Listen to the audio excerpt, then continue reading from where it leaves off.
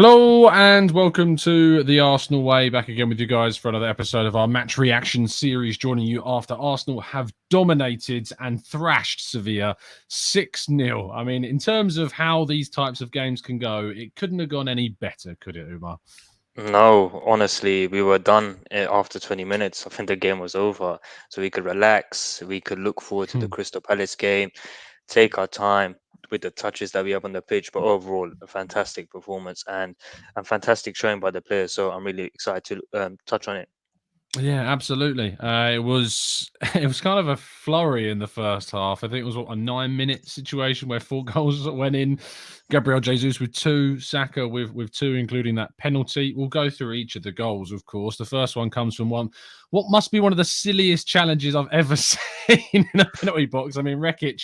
I'm hoping his brother's nothing like that, because of course Karim Rekic, the Sevilla defender, is the brother of Omar Rekic, who is Arsenal's Yeah. young defender. Just shoves him over in the. I mean, that's a friendly challenge, surely. Like it's just not one you should be doing in professional football at all. The funny thing is, they were contesting it. I don't even know why there was so much Yeah, uproar about the penalty decision. It's a clear penalty. He's not even barged him out of the way. He's pushed him. So straight penalty. But again, I think moving forwards, I think Bukayo Saka is Arsenal's penalty taker now because he steps up. He has the confidence to take these penalties.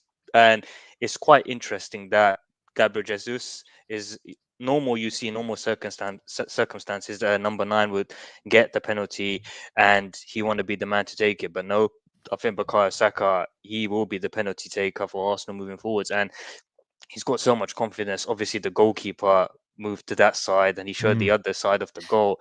But Bukayo Saka, you can't get in his head at the moment. He's got so much character, so much personality. Yeah, and it was a great penalty.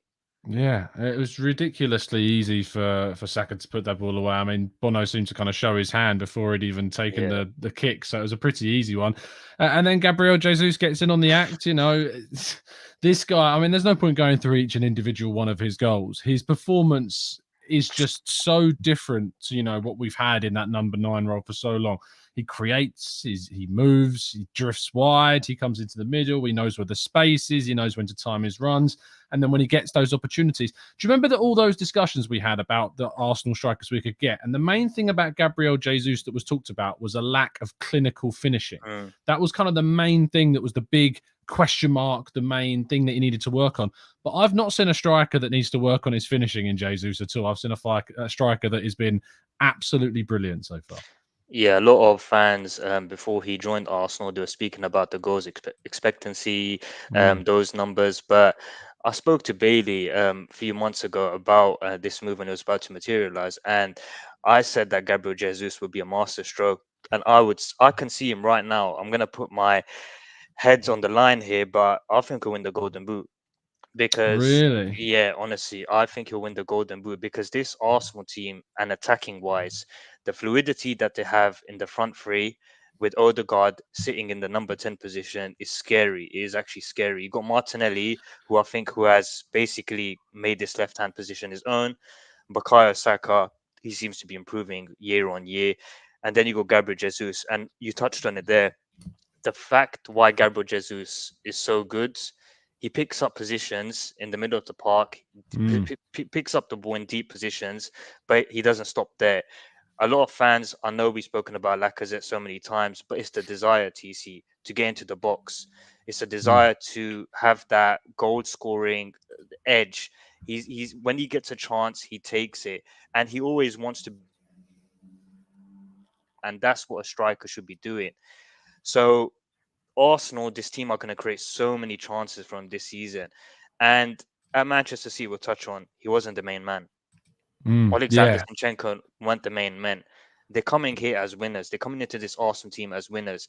You need to take into consideration they've worked with one of the best managers in football history, Pep Guardiola. Even though at times Manchester City have such a good squad, they've got Foden, they've got the likes of Kevin De Bruyne, Raheem Sterling. So the competition for places is always going to be tough there. But these players now, Alexander Zinchenko, I thought was fantastic again. These players are coming as winners, and they're just going to make this squad morale increase. So honestly, TC, they need to start the season tomorrow. honestly. I do need to pick you up on the claim that Gabriel Jesus will be No, the. honestly. So you've got Erling Haaland, you've got Darwin Nunez, Mohamed Salah, Harry Kane, Heung-min Son, Raheem Sterling, Kai Havertz. You know, this is big. This is a big, big claim, and you're putting this flag in the ground now that Gabriel Jesus will be the top scorer in the Premier League for next season. It's TC. It's not even. It's. I know Erling Haaland, Darwin Nunes. They're good players. They're very talented players. But Jesus just fits this Arsenal team like a glove. He just looks like an Arsenal player. When you look in the past, when the Arsenal strikers that we had, Robin van Persie, Thierry Henry, Ian Wright, they were Arsenal type players. And Gabriel Jesus is an Arsenal type player. He's coming here. I know he's spoken about it a lot. He doesn't want to be the main man. He doesn't want to be the superstar.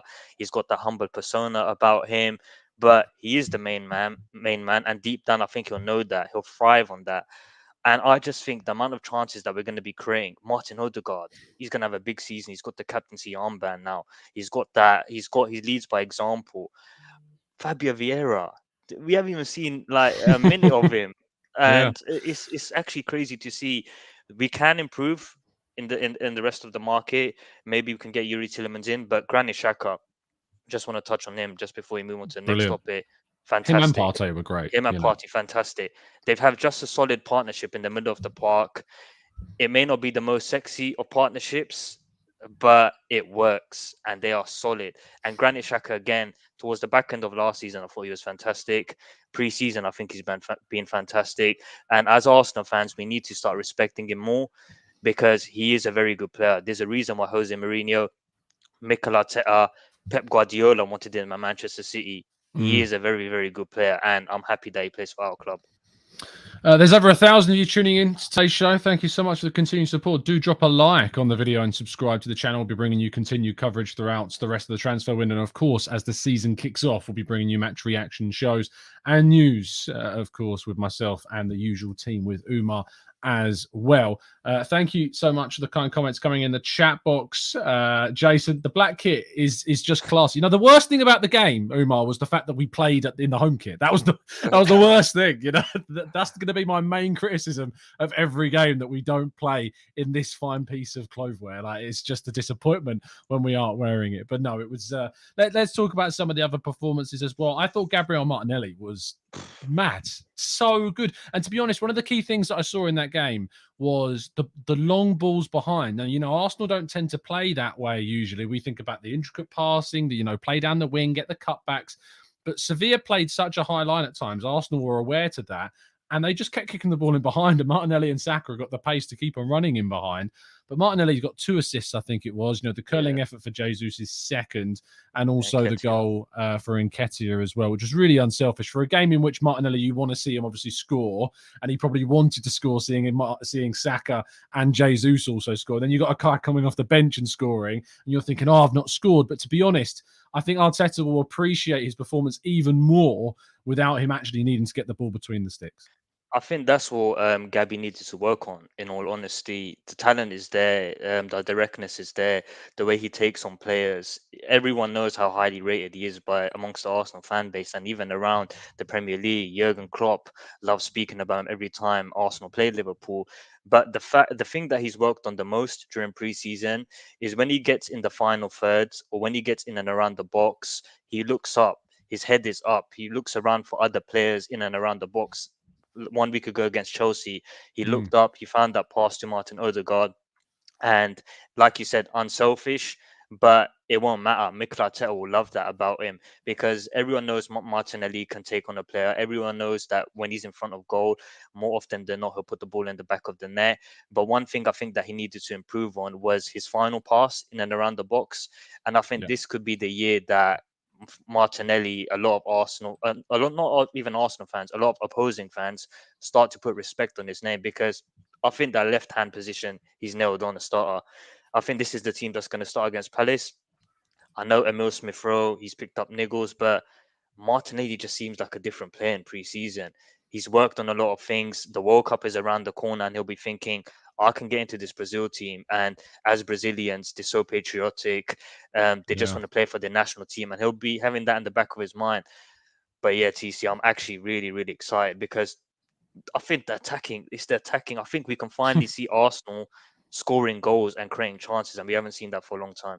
Yeah, look, I don't think I've seen an excitement for a season as Yeah. high as it is right now. You know, there is a genuine buzz, there's a genuine kind of euphoria, and there's almost an element of unknown that people don't really know how much this Arsenal team could achieve this season. Obviously, for me, you know, my minimum expectation is qualification for the Champions League next season. That has to be what Arsenal achieve, and seeing what we've got at our disposal, seeing what we've still got to come back into the team as well with, you know, Vieira, Smith Rowe, Tomiyasu, Tierney, all still need to come back, and any other potential signings that we make between now and the end of the window.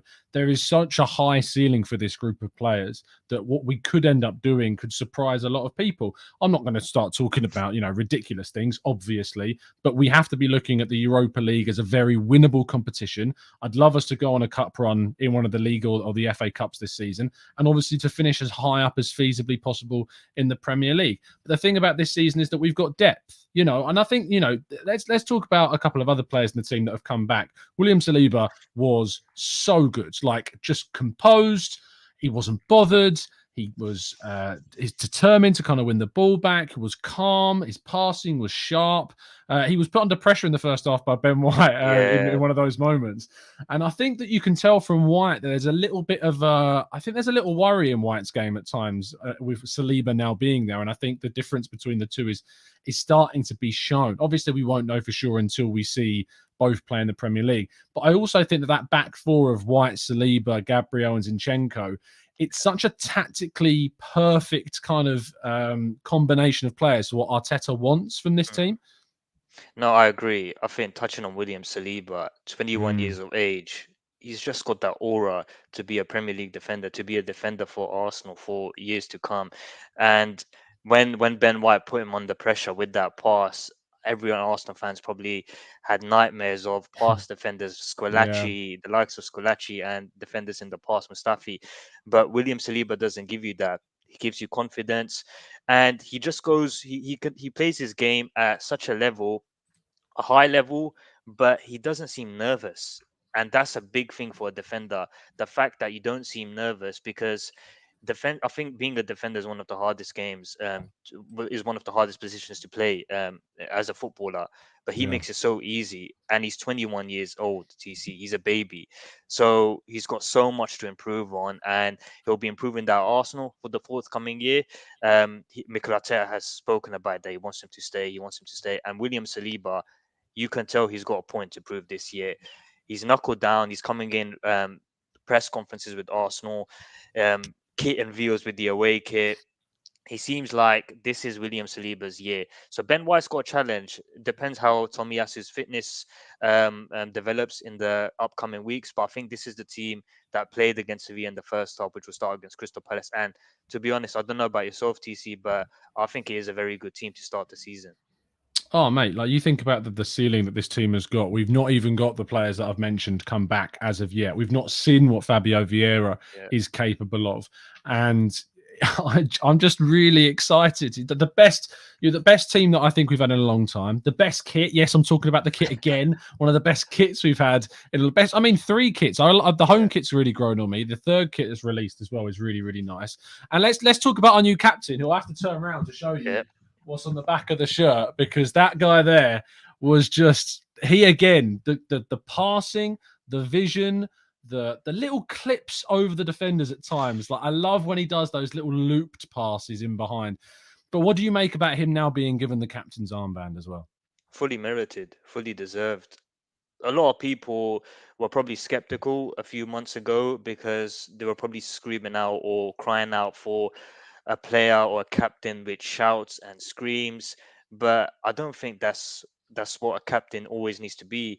There, maybe you think back to Tony Adams, maybe you think back to the likes of William Gallas, but Martin Odegaard is the perfect captain for me. He leads by example. He's a model professional. You never really hear much about him in the media. He just comes, plays his football, comes to training, and that's what you need. He's well liked amongst the Arsenal group of players. He's Mm, young, and the big thing for me, Mikel Arteta trusts him. they have such a good relationship. A lot has been said in the media that Mikel Arteta always looks to speak to Martin Odegaard. He always looks to ask him for his advice. And aside from the captaincy, he's such a good player. He is such a good player. And one thing I think that he'll improve on this year is his end product, because Martin Odegaard does everything in his locker. He's got the ability, he's got the technical ability, he's got the pass, he's got the 1-2, the link up play. But the only thing that I want to see him improve on is his finishing, and he's got that in his locker. Sometimes you want to see him pull the Yeah. trigger. I There don't was know that what you think moment in about the that. game as Yeah, well. I think Martinelli played him through on the right-hand side. And in yeah, that moment, you'd see Jesus or Saka or Martinelli maybe dink the keeper or try to. He went for the back heel, which can work. It's something that we've seen plenty of goals scored from that type of play. But it's just in those moments where you want to kind of see him pull the trigger. The goal he scored against Everton on the final day when all the pressure was off, yeah, I need to see that more. I want to see that more from Odegaard. I want to see him getting into the box more. I want to see him getting into those dangerous positions and, pulling the trigger, which is the big kind of question around him. I've asked the chat box what your thoughts are around Odegaard getting the captaincy. Amir says, fully deserved. Odegaard, as far as he's concerned. King says Odegaard is the right choice. Tang Wang says, yes, my preferred choice for the captain. Rancid Pumpkin poking me a little bit there, saying, thank God we didn't get Emi Buendia. I know I flew off the handle a little bit last summer when we didn't get Emi Buendia, but it's fair to say that I'm very, very happy with the decision to not go for him in the end and go for him as well. Jason says, Odegaard is captain of Norway. Only makes sense to make him our captain. He obviously believes in Mikel Arteta's projects and tactics and can translate that on the pitch. I do think, too much is made about who's wearing the armband in 2022. You don't have the captains of your Adamses, your Vieiras, etc. They don't exist really anymore in the game, which you can look at as a bit of a sad thing. And sure, it probably is. But football has changed these days. There are captains within the group, hearing from Granit Xhaka and people like that at the club, they still very much feel as he is, still very much a leader and a captain without an armband inside the club as well. There'll be more coming out about that in the coming weeks. But what's really interesting is the fact that Odegaard has been announced at this stage before the final game of the pre-season, going into the new campaign. He will wear that armband. Do you think in any way that affects how much game time Fabio Vieira might get? Because you'd think Odegaard would be his number one competition for a place in the team. Not necessarily. I think the main thing with Fabio Vieira, I think I just want to see him fight off these injury niggles that he's had, just coming to the team, because he seems like a very likable guy from the stuff that I've been seeing online via Arsenal social media channels, and a lot has been spoken about what a good player we have on our hands. So I think for me, Mikel Arteta is building a squad similar to Manchester City.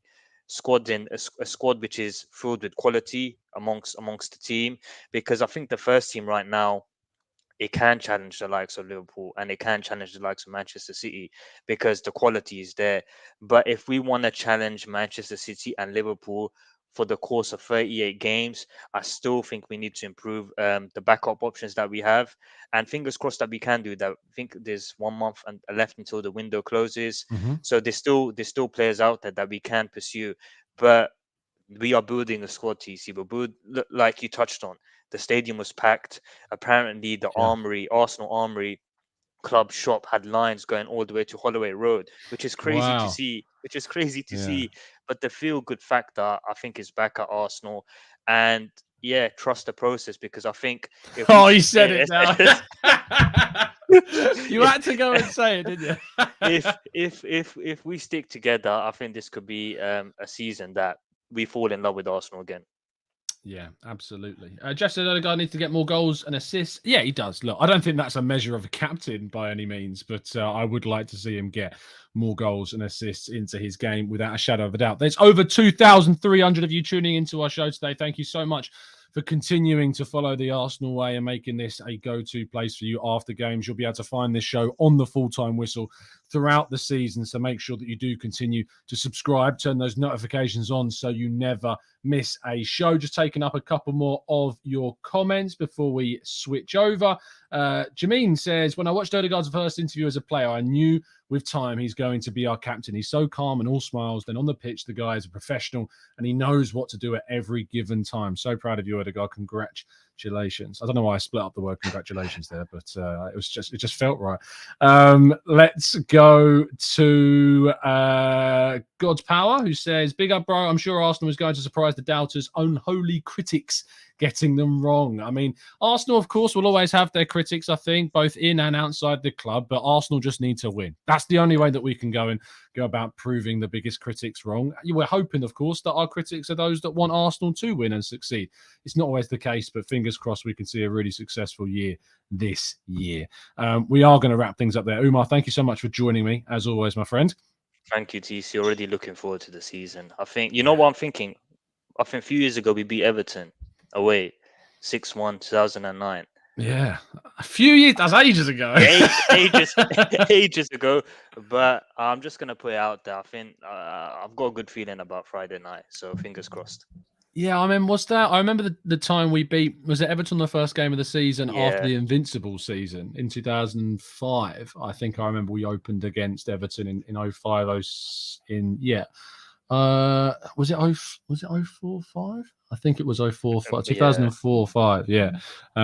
We battered Everton on the opening day. So, yeah, and we've done it more than once. So, yeah, really good stuff from the boys. And fingers crossed, of course, we can get a big victory against Palace. We'll continue to bring you content and coverage in the lead up to that game against Crystal Palace, including any changes in the transfer window. It's nice when a game happens that you forget the transfer window is open. You know, it's a good thing for Arsenal when we forget the transfer window is on.